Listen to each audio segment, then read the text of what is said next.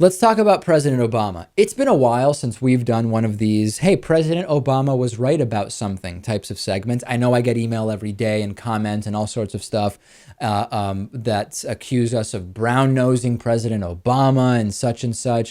Clearly, those people aren't watching the show because, number one, we've been increasingly critical of President Obama where it makes sense to be, particularly over surveillance and spying and drones and Guantanamo Bay and so many other things.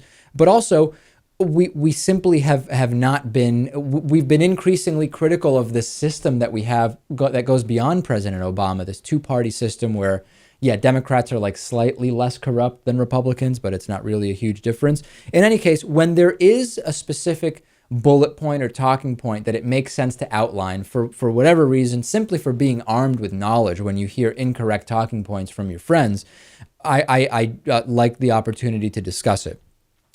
On Wednesday, July 24th, last week, President Obama spoke at Knox College in Illinois. And when he was speaking there, he made the claim that our deficits are falling at the fastest rate in 60 years. Conservatives went nuts. We know that it's been a trend since even before President Obama was inaugurated for his first term, conservatives were saying he had increased the deficit. And PolitiFact actually analyzed this statement and said, hold on, let's look at it. This data is knowable. Let's figure out whether President Obama was correct in saying the deficit is falling at the fastest rate in 60 years.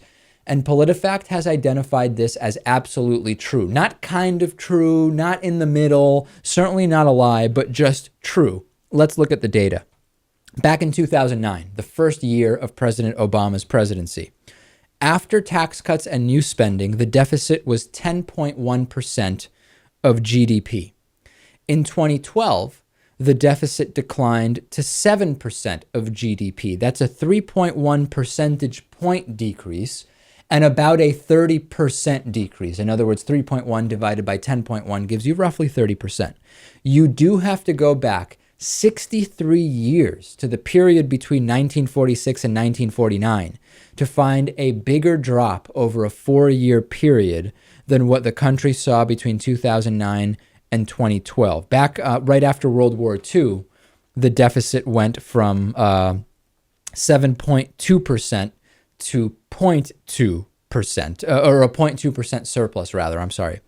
So that was a decline of 7.4 percentage points. Now, this doesn't mean that the stock market being really high is an indicator that the economy is great and it's rainbows, waterfalls, and ginger snaps for everybody. That's not what I'm saying.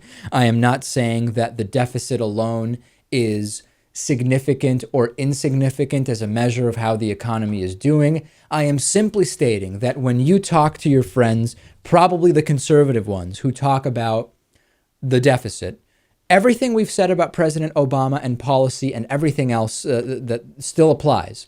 However, it is factually inaccurate to say that President Obama has blown up the deficit. And for whatever purposes it's useful to know that, I think it's good to know, isn't it, Lewis? It's good to know. It's unfortunate, though, that those conservative friends of ours or whoever is listening end up watching Fox News and seeing all sorts of skewed numbers and statistics and maybe some flat out lies regarding these numbers that they will then say, well, no, this is the real deal. This is Fox News. Why would they lie to me? That's exactly right.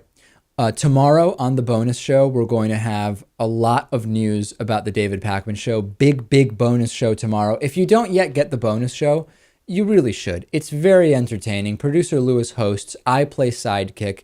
We cover quirky and off-the-wall stories. Tomorrow we'll be talking about the David Pakman Show and some big announcements. And it's just one of many perks that you get for supporting the David Pakman Show as a member. So check it out, davidpakman.com/membership. We'll take a break and be back with plenty more right after this.